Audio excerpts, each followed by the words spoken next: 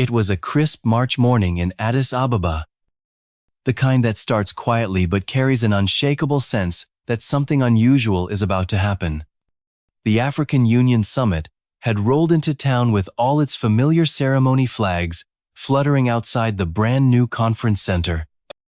Security teams moving with practiced precision, and rows of sleek black sedans lining the marble driveway. Inside, the air was cool. Almost too cool. The hum of translation headsets mixing with the muffled shuffle of dignitaries finding their seats. 54 nations were represented that day. Presidents, prime ministers, military leaders, each wearing their country's colors, each carrying the weight of their people's expectations. The summit's theme sounded routine enough, exploring how the guiding principles of faith could inspire leadership across Africa in a rapidly changing world. On paper, it was just another diplomatic gathering. In reality, the room was a powder keg, waiting for the right spark. The stage was set around a polished mahogany table, its rich surface gleaming under the lights. 5 leaders were seated there, framed by the conference's deep blue backdrop. At the center sat the moderator, Christian Amanua, a journalist known for keeping discussions orderly. His voice was calm, measured, as he welcomed each panelist in turn. But anyone paying close attention could feel a subtle shift in the atmosphere as the camera panned from one face to the next. On one side, a 9-year-old crown prince from the Middle East, his posture sharp and unyielding, the kind of man accustomed to commanding the room without raising his voice. On the other, a 5-year-old captain from a small West African nation, younger, leaner, but with eyes that held an almost stubborn intensity. They hadn't spoken yet, but the air between them already felt charged. As the opening remarks began, the room seemed to settle into a polite rhythm. Applause came at the expected beats. Heads nodded in quiet agreement. From the outside, it was just another day in the world of high diplomacy, safe, predictable, and tightly choreographed. But under the surface, there was an undercurrent, a silent tension that no one could quite put into words. In the back row, a few aides exchanged glances. They'd been in enough of these meetings to recognize the signs: the straightening of a back, the quick note scribbled in a margin, the small, knowing smirk. Something was brewing. And somewhere, deep in the minds of the 2 men who would soon dominate every headline, lines were already being drawn. This was supposed to be a conversation about unity, about shared values and common ground. But anyone who's seen enough history unfold knows that sometimes the moments that change everything start quietly with nothing more than 2 people sitting across a table, waiting for their turn to speak. That turn was coming, and when it arrived, the calm in the room would shatter like glass. The moderator's introduction faded into polite applause, and all eyes shifted toward the man in the tailored charcoal suit, the Crown Prince. He rose from his seat with the practiced ease of someone who'd done this 100 times before. His cufflinks caught the light as he adjusted his jacket. And for a moment, the entire room seemed to inhale. His voice came first in flawless Arabic, deep and deliberate, followed by the crisp echo of the English translation in the headsets of the audience. He spoke about vision. He spoke about legacy. His words painted an image of unity across the Muslim world nations, bound together by shared history, sacred duty, and an unbroken line of tradition stretching back over 14 centuries. He spoke of the kingdom's role as custodian of the 2 holiest sites in Islam. He described programs aimed at fostering authentic leadership in Africa, programs designed to help developing nations grow while staying true to traditional interpretations of the faith. The phrases were polished, measured, the kind that slid easily into the pages of a press release. And yet, for all its elegance, there was something in the tone, something deliberate. The way he said "authentic" lingered in the air like a challenge, the kind of word that drew a line between those who belonged and those who didn't. Around the table, heads nodded in agreement. A few delegates leaned forward, jotting notes. Cameras clicked quietly. From the edges of the room to the casual observer, it was a textbook example of high diplomacy, a confident leader making his case before an audience primed to receive it. But not everyone was nodding. From his seat, the young captain from West Africa sat perfectly still, his pen resting loosely in his hand. His eyes didn't drift to the cameras or to the other leaders. They stayed fixed on the man speaking. Every few sentences, he made a brief note in the corner of his pad, quick, sharp lines like undercurrents waiting to rise. If the crown prince noticed, he didn't show it. His speech flowed on, weaving together stories of the kingdom's charitable works, its investments in African infrastructure, its commitment to guiding the faithful. Each phrase was delivered with the weight of centuries behind it, the kind of rhetoric that leaves little room for disagreement without risking offense. When he finally concluded, the applause came swiftly, a chorus of clapping hands that echoed off the conference hall's high ceilings. It was polite, respectful, controlled.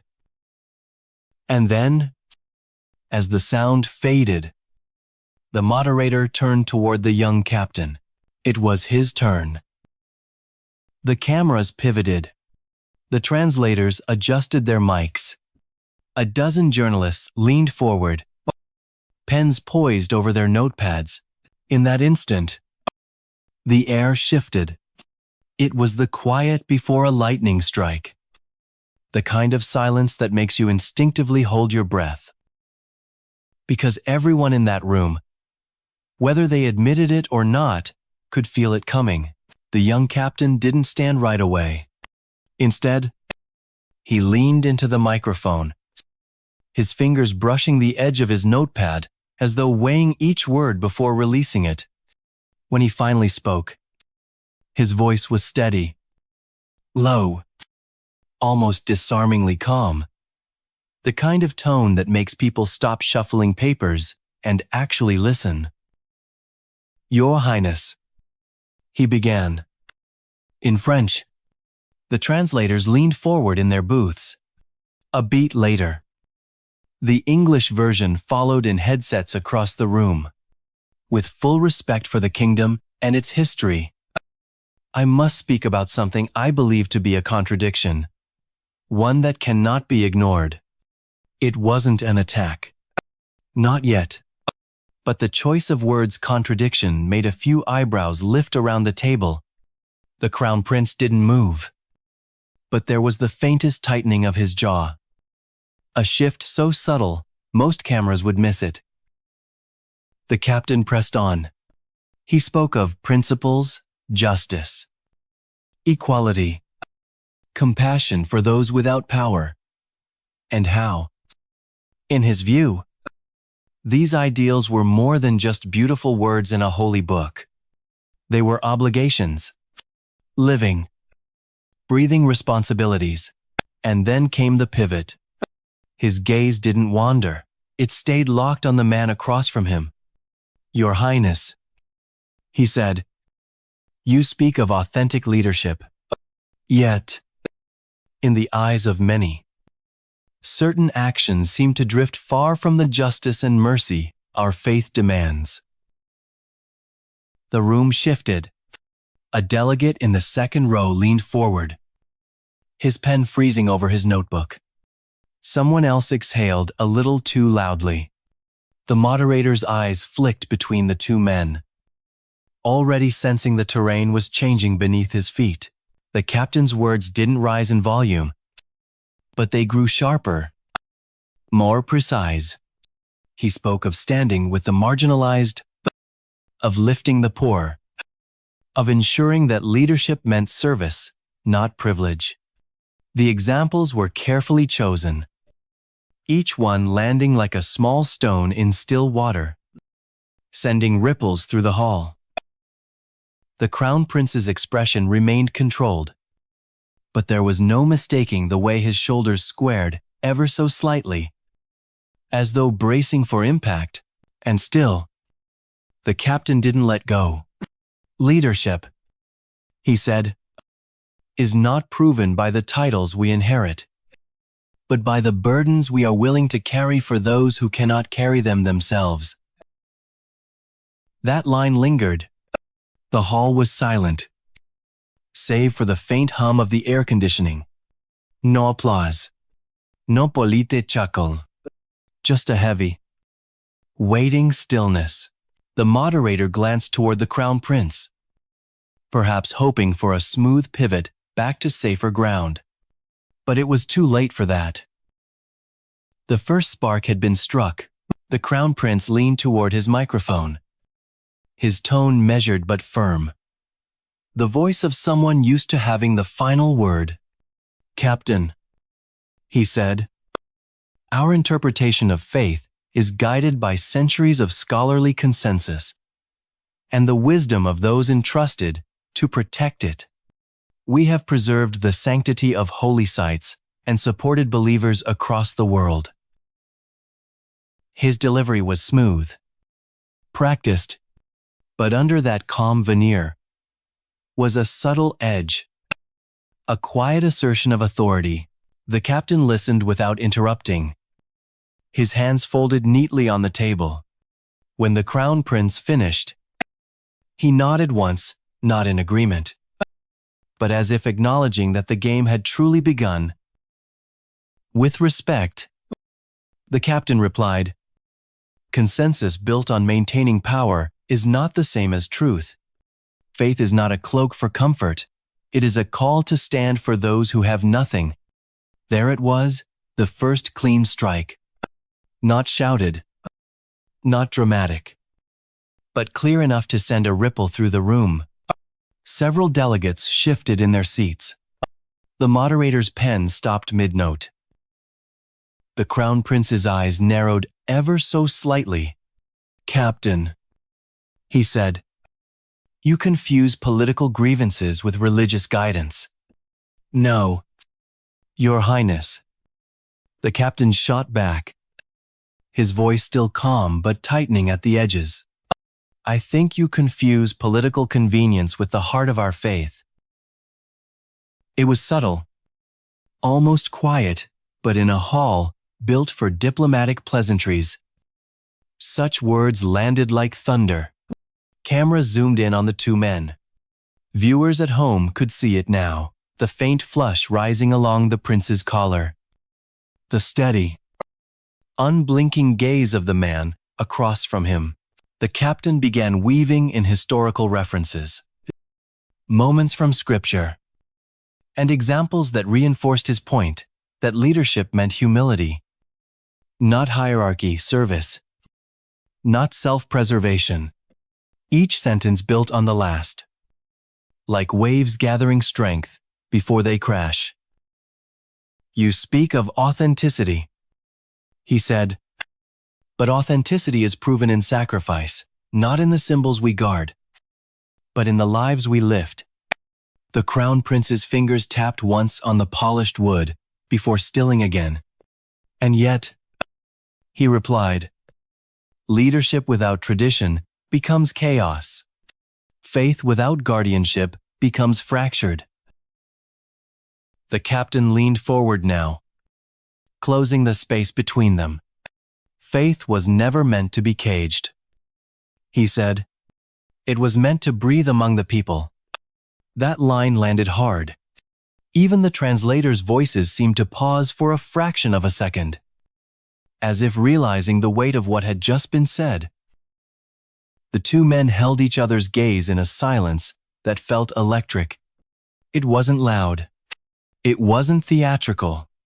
But anyone watching knew they had crossed a line. And there was no going back. The opening blows had been exchanged. The polite veneer was cracking. And somewhere in that high-ceilinged hall, the storm was beginning to take shape. It happened so suddenly that even the cameras hesitated. One moment. The captain was seated, his hands folded on the table. The next, he was on his feet, not in anger, but with the deliberate, steady motion of someone who had decided that staying seated would betray the weight of his words. The shift was small in action, monumental in meaning. In a room where every gesture is choreographed, standing mid-discussion was as loud as shouting. Conversations froze in the audience. A delegate halfway through sipping his tea stopped, cup hovering midair.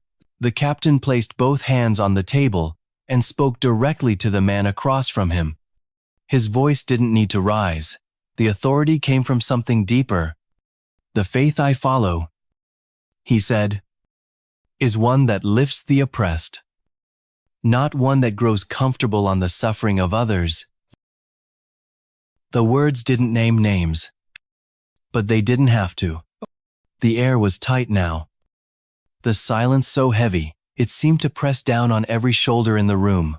The crown prince stayed seated, but his eyes locked onto the captain like two steel cables pulled taut. "Your accusations," he replied, "are reckless, and they have no place in this forum." "Truth," the captain said, without hesitation, "often feels reckless to those who've built walls to keep it out."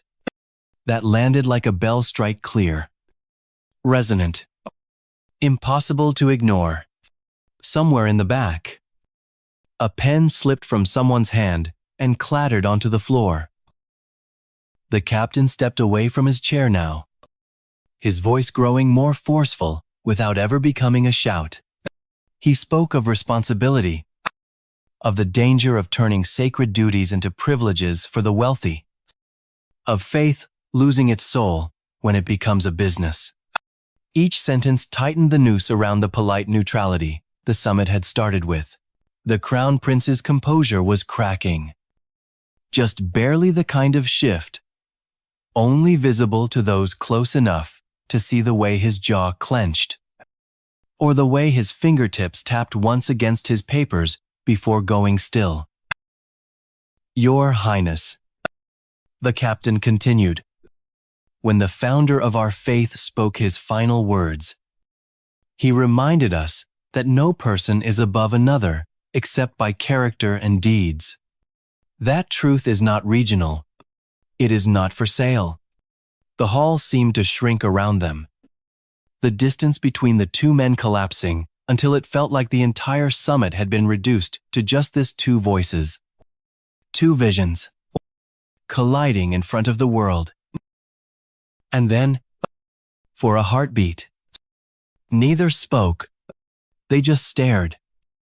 The air between them charged like the sky before lightning. The calm had shattered. What came next wouldn't just ripple through that hall. It would spill far beyond it, carried by every camera, every microphone, every pair of eyes locked on this moment. The storm had arrived. For a moment, the room was silent. Not the polite kind of silence that follows a speech. This was the breathless pause before anyone dared to move. Then, the stillness broke. A faint shuffle of chairs, a cough from somewhere in the back, the sound of a camera lens zooming in. Every journalist in the room seemed to come alive at once. Pens scratching, record lights glowing red. They all knew they were watching history tilt on its axis. The crown prince adjusted his papers with deliberate care, but the subtle tremor in his fingers betrayed the strain beneath the surface. This conversation, he said into the mic, has strayed from constructive dialogue.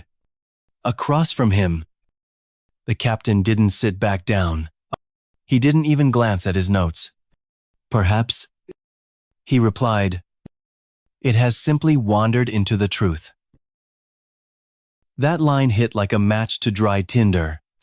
A low murmur rolled through the audience, quickly hushed by the glares of security officers along the walls.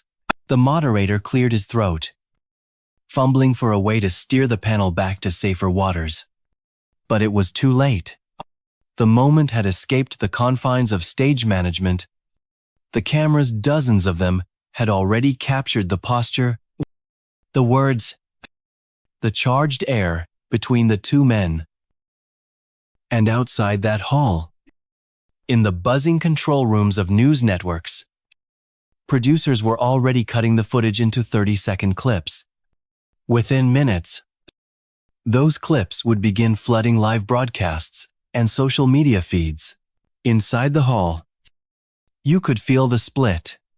Some delegates leaned back in their seats, eyes narrowed, clearly uncomfortable with how public this had become. Others leaned forward, elbows on knees, hanging on to every word. Their expressions lit with the thrill of seeing something rare, unscripted truth in a place built on scripts. Near the back, a young aide whispered urgently into his phone. No doubt, relaying updates to someone far from the summit, but very invested in its outcome. The Crown Prince broke eye contact first, glancing toward the moderator. We should move to the next topic, he said flatly. But the captain didn't yield. With respect, he said, some topics cannot be skipped because they are inconvenient. If we ignore them here, we only guarantee they'll erupt elsewhere. That line drew a sharp intake of breath from somewhere in the second row. The tension was no longer just between two men. It was in the air, in the walls, in every corner of the hall. And it was growing, because everyone knew this was no longer just a panel discussion. It was a fault line opening in real time. And when fault lines open, tremor, don't stay contained. They travel, they spread, and sometimes they bring the whole landscape down with them. By the time the panel limped to its closing remarks, the real conversation was already happening somewhere else on the airwaves, on timelines, in the buzzing group chats that light up when something big breaks. The moment the captain and the crown prince left the stage, the footage was on the move. Editors clipped it down to those razor-sharp exchanges, replaying them from 3 different angles. Headlines began flashing: unexpected confrontation at AU summit, heated exchange captured on live television. The words heated and unexpected were everywhere. In newsroom control centers, anchors leaned forward in their chairs. In coffee shops across West Africa, strangers clustered around glowing phone screens, the same clip looping over and over. In the Middle East, primetime talk shows interrupted their regular segments to air it in full. And behind closed doors in foreign ministries, phones were ringing, not just once, but in steady, urgent succession. The kingdom's next move came fast. By nightfall, its foreign office announced the ambassador to the captain's country had been recalled for consultations. The phrasing was polite, but anyone versed in diplomacy knew the subtext. This was a public signal that the gloves were coming off. In the captain's capital, the response was quieter, at least officially. But inside the marble halls of government, advisors spoke in hushed voices about what this might mean for aid, trade, and the web of agreements that quietly stitched nations together. Not all the ripples were cautious. in markets and neighborhoods across his home country, the reaction was electric. Young people posted videos praising his courage, their voices breathless with pride. "He said what we've all been thinking," one man declared to his phone camera, the sound of cheering in the background. Those clips shot across platforms, gathering millions of views before the day was out. Elsewhere, the reaction was more complicated.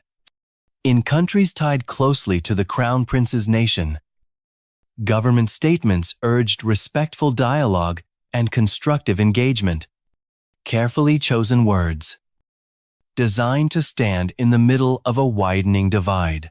But the divide wasn't just political. In mosques, lecture halls, and living rooms, the confrontation sparked debates about leadership, truth, and the cost of speaking it aloud. Scholars appeared on late-night broadcasts, dissecting every sentence. Was the captain's tone too sharp for a public forum, or was it exactly sharp enough to cut through decades of polite evasions? By the end of the week, one thing was clear: this wasn't fading quietly. Every day brought new commentary, new analysis, new memes, even the modern proof that a moment has escaped the control of those who wish to manage it. And somewhere, both men, the captain and the crown prince, knew the same truth: what had been said in that hall would follow them into every room they walked into from now on. This was no longer just a conversation. It was a fault line in plain sight. And the world was choosing sides. Weeks passed, but the echo of that March afternoon refused to fade. What had begun as a formal panel at a diplomatic summit had transformed into a touchstone, a moment people returned to again and again, replaying it like a favorite scene in a film. Except this one was real. The clip lived everywhere. On television, it played under the banner, "Global Turning Point." On social media, it was trimmed into bite-sized reels, one version focused on the captain's calm but piercing delivery, another zeroing in on the crown prince's tightened jaw. Hashtags bloomed like wildfire, some in praise, some in condemnation. But beyond the screens, something more enduring was taking shape. In university halls, professors assigned it as a case study in leadership. In religious circles, it became a point of theological debate, not about the faith itself, but about who had the right to speak for it, and under what terms. For decades, the Crown Prince's nation had held a kind of unchallenged moral gravity in certain parts of the world, bolstered by tradition, geography, and history. That afternoon had cracked the surface. People were asking questions they'd never asked in public before, questions about authority, about responsibility, about whether proximity to sacred places automatically meant moral leadership. The captain, whether he'd intended it or not, had become a symbol, not just in his own country, but far beyond it. His social media following exploded. Invitations to speak poured in from universities, think tanks, even grassroots groups who saw in him a reflection of their own frustrations. Some called him reckless, others called him necessary, but no one could call him irrelevant anymore. Meanwhile, the Crown Prince faced a different reality. In some corners, his supporters doubled down, framing the captain's words as a breach of etiquette, a violation of the diplomatic trust that allowed leaders to speak candidly behind closed doors. But outside those circles, a new narrative was forming, one that viewed his decision to leave the stage as a crack in his carefully cultivated image of composure.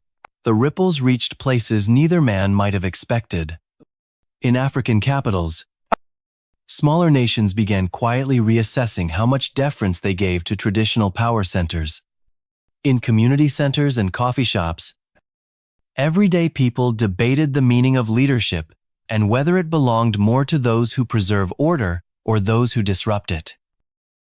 And yet, through all the noise, the heart of the moment remained the same: two men, standing for two visions of leadership. In full view of the world, it was no longer about who had won the exchange. It was about what the exchange had set loose. A conversation too big to fit back into the neat box of summit talking points. Moments like that don't just vanish. They leave fault lines. And sooner or later, fault lines shift again.